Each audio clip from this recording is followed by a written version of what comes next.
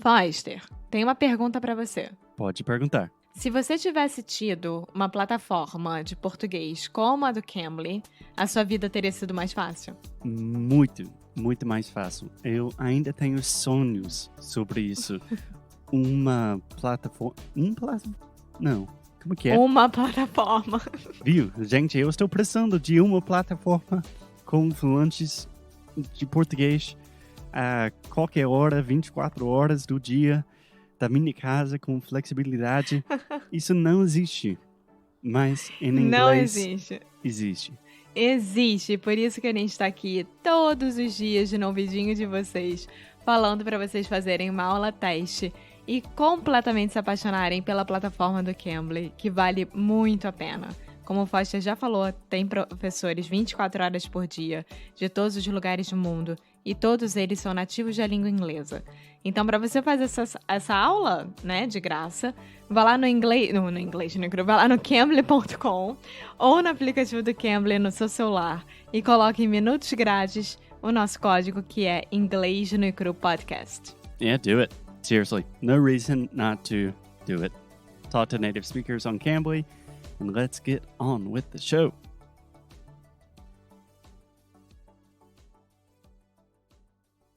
Hello, hey, sweet people, and welcome to another episode of Inglês no Cru Rádio. My name is Foster Hodge. I'm an English teacher, and as always, I am here with the beautiful, the tremendously gracious and kind. Who am I here with? I don't know if I'm gracious and kind. Maybe kind, but gracious? I don't know. Alexia, hi. How are you, Foster? I am doing well, thank you. And you are all of those things. So, Alexia, it is raining a lot here. Here as well. A hurricane or something. It's raining in Porto. It's a rainy day. Yes, it's a rainy day. And Foster, I must say, as you guys know that we are recording this remotely. I'm in Porto. Foster is in the USA, South Carolina. I miss you, amor. I barely can hear you. You can barely hear me. Yeah, it's like... Can you hear me now? Cutting our voice every 5 seconds. What about now? Keep going. Keep on going. I'll let you know. Okay. Sorry for the technical difficulties. So, for the last 4 or 5 episodes on the show, we have been talking about technology, about our phones, about productivity, attention, distraction, all of these things that are incredibly relevant to our lives in the 21st century, even more so during a global pandemic. This conversation started with a question from one of our students, Bruno. Hey, Bruno. He was asking about using his phone as a study resource or a study tool. And we continued this conversation talking about a new documentary on Netflix called The Social Dilemma. And if you didn't listen to the last episodes, go back and go ahead and listen from the beginning. Yes. Start with the episode where we answer Bruno's question and then go from there. Can I ask you one thing before we start the really deep stuff? When two people say the same thing at the same time, how do you say it? Jinx. Do you know how it is in Portuguese? At least I knew Brazil. it. I can't remember. Whoa. Can you hear the rain, amor? Wow. It's called mandrake. Ah, I knew that. Mandrake. Sim. Yeah, there was a famous HBO series from the 90s from Brazil that I watched when I was first learning Portuguese called Mandrake. Mandrake, exactly. Cool. Yeah, in English we say jinx. Jinx. Okay. Yeah, and when we were little kids, we said, Jinx, 1, 2, 3, you owe me a Coke. I don't know how Coca-Cola kind of intervened in that situation, but whatever. Yeah. Okay, so we have been talking principally about the individual effects of technology use, like how our phones and all of these things are making us more distracted. They are not helping our attention, kind of just making us dumber humans in general. But today, we're going to talk about the big picture. This is something that they really explain well in the documentary The Social Dilemma. So, we are going to talk about the global effects of this huge worldwide experiment that we are doing to humanity right now. Does that Okay. sound good? Yeah. Okay. So, Alexia, where would you like to begin? I think it would be helpful for you to give some of your first impressions about the worldwide effects that you learned about in the documentary. Because, as you know, I've been talking about and thinking about these things for a long time, so I can kind of get very complicated very quickly. So, I think it's better if you start with the basics. I mean, I think that personally, nowadays, with everything that is happening in the world, everyone knows about everything. And those people, including me, we have our on truth, right? So I think that the most crazy thing for me is that nowadays we can't talk about some subjects with our families, with our friends to avoid a big discussion or to avoid a big argument, sorry. Precisely. Yes. Just to clarify, in English, a discussion is Discussão almost just like a saudável. conversation. Yeah. And then an argument. É uma discussão. Yeah. So for me, I think that the lack of communication about everything, it is what is worse about the world. Yeah. Okay. I definitely agree with you. I think I would make just a small clarification to that argument. I think the lack of communication is more of a symptom, and the idea of objective truth is more the root problem, if that makes sense. Mm, yeah, I mean, we come from two different cultural backgrounds, right? You grew up in the United States, I grew up in Brazil. You grew up in a small city, I grew up in a big city, right? But we had more or less the same resources to study and to talk about stuff. We had books, we had our teachers, and we had our families. We didn't have computers, we didn't have Google, we didn't have anything. So, Hmm. from the beginning of our lives to I would say 15 years old, more or less, we had those people, actual people, talking about stuff that they knew because of newspapers, because of the news on the TV, and because of they studied. Because of what they studied. Yeah. Nowadays, all of us and our parents and our teachers and everyone, we have different resources that comes from the same thing, which is Google. Yes. Okay, that's a great point. Let's explore this point more deeply. I'm feeling so smart right now talking about this because it's very hard. You're doing an excellent job. Okay, so I agree with you. In the past, we did have a more objective sense of truth and facts and reality. This is not a totally new thing. Like if you imagine the differences in our cultural backgrounds. Like in school, we did not learn about Latin America or Brazil. That was not a thing. So there are differences in our world views, right? Mm-hmm. Yeah, starting with the continents. This is crazy for me. Yeah, Alexia gets very preoccupied with the fact that we consider continents differently in Yeah, the US and in Brazil. yeah. And the Anyways, rest of the world. I'm sorry, not only in Brazil, but the rest of the world. okay, not the point of today's episode.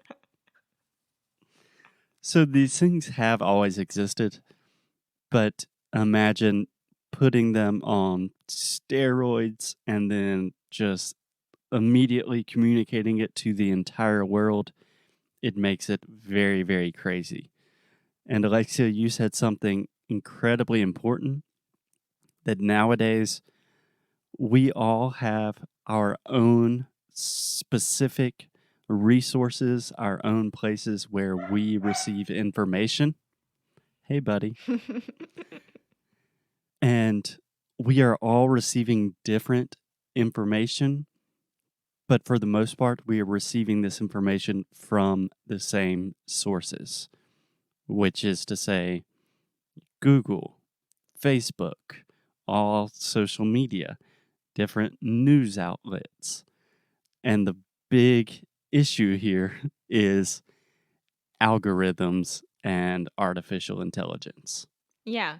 Are you following me? Yeah. I mean, the easy way to think about this is that what they explained during the documentary, but I really like to give this example is that um imagine that I believe that the earth is plana, plane, The earth is flat, flat.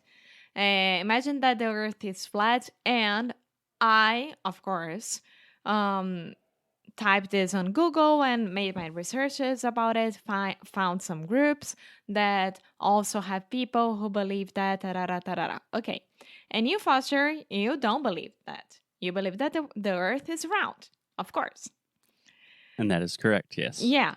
So if I type on my phone or on my computer on Google, sitting next to you, the phrase, the world is, the earth is, it's going to appear for me flat, and for you it's going to appear round, because they already know what we believe, and Google will show the resources and the websites and everything related to what we believe.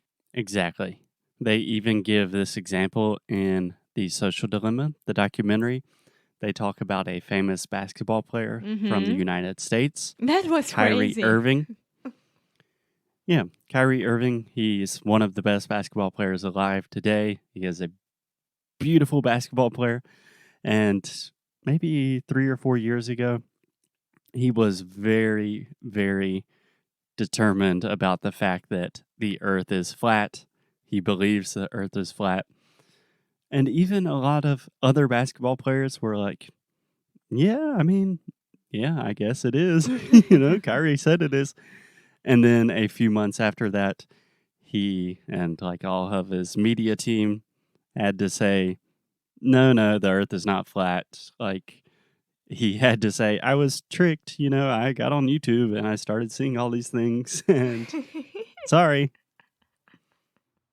Yeah. Yeah, this brings up a really, really important point. So, if you think about pretty much everything you do on the internet, now we are talking about the attention economy. So, if you think about Facebook, if you think about YouTube, Google, whatever, how do they make money? They make money from keeping you on the service for as long as possible so they can show you ads, they can collect more of your data to show you better ads and sell more expensive advertisements to advertisers. So they do not have any incentive to say, hey, the world is round, all of the flat stuff, do not watch that. They want to keep you on YouTube, Facebook, Google, whatever, for as long as possible. Yeah, exactly. And it doesn't matter if they are telling the truth or not. That's the main point. And this you can take as an example for every single thing about, I don't know, politics, about the global warming, about anything. Anything. So that's Yeah, why nowadays everything's so polarizado, polarized.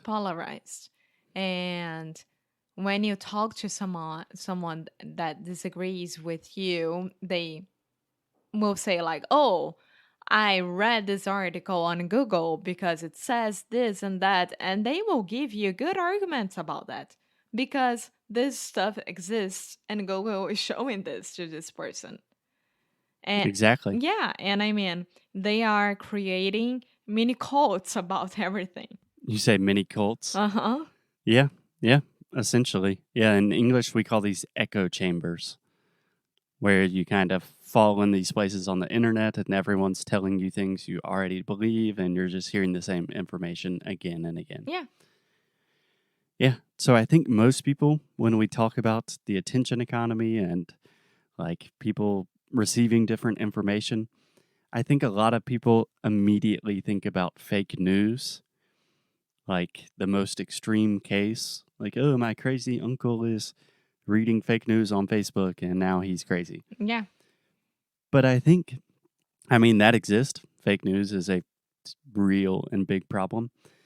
But I think the bigger problem is just kind of real news, but receiving news that constantly confirms what you already believe.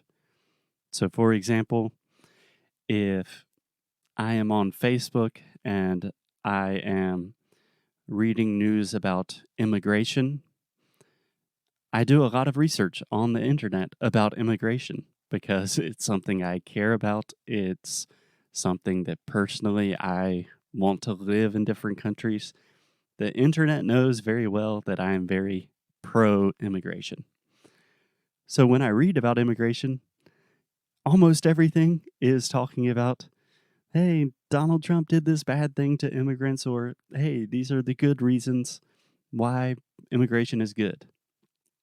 But if, let's say, one of my parents is looking at the news, automatically their feed, the algorithms are giving them information about why immigration is bad or Yeah. negative stories about them. This could all be real information, but it's just confirming our previous beliefs, and it's making us more polarized. It's making it more difficult to communicate. It's making everything worse. Yeah. And how do we fight that? I mean, because Generation Z is already here and it's already using the streaming services and everywhere to talk more and more about what they believe, right? And our generation is becoming an older generation and will be more and more addicted to Google and everything. And the new generation will have to fight that a lot because we won't be able to change that. Yeah. And honestly, that is a huge question. How do we fight that? I don't know if we are the specialists to answer that question. They do talk about it a good bit in the social dilemma, but I say let's leave that one for another day. And for now, just recognize okay, all of these people that you are disagreeing with, the fights that you are having with your family about politics or cultural issues, a lot of these things, it's not your fault. It's not the fault of the other person, but we are actually in a system that promotes that kind of thinking, that kind of behavior. Yeah. And remember that you don't own the truth. I don't own the truth. And yeah, Own. neither your parents or your family. So communication between people and reading and being much more aware of what's happening, reading about both sides, it's extremely important nowadays because you can't be against of one thing forever and you can't be on the side the right I mean saying that the right side is that one forever as well. You had to have bom senso to understand what's happening and from that on be yourself and fight for what you believe. Yeah, I think that is the fundamental question. If you ask most people, who owns the truth? Most people will think that's a ridiculous question and say, no one owns the truth. The truth is just truth, right? It's totally objective and no one owns it. I would argue in our current world, in the current environment, people do own the truth and they are big tech companies. And that is a very dangerous, scary, complicated situation. Yeah. Yeah. So be careful, you guys, and go watch The Social Dilemma on Netflix. It's amazing and it's very scary. Okay, on that happy note, we will talk to you guys tomorrow. Bye! Muito obrigada por ter escutado mais um episódio aqui do Inglês de Necrorádio. É muito bom ter você juntinho assim de nós. Faz muito, muito carinho no nosso coração, digamos assim. Então você que está interessado em saber mais sobre os nossos produtos e saber mais sobre a gente, o que a gente oferece para vocês em relação a estudo, a challenge, a curso, vá lá no inglesdenecro.com e você pode ver mais sobre as worksheets, por exemplo. Yeah.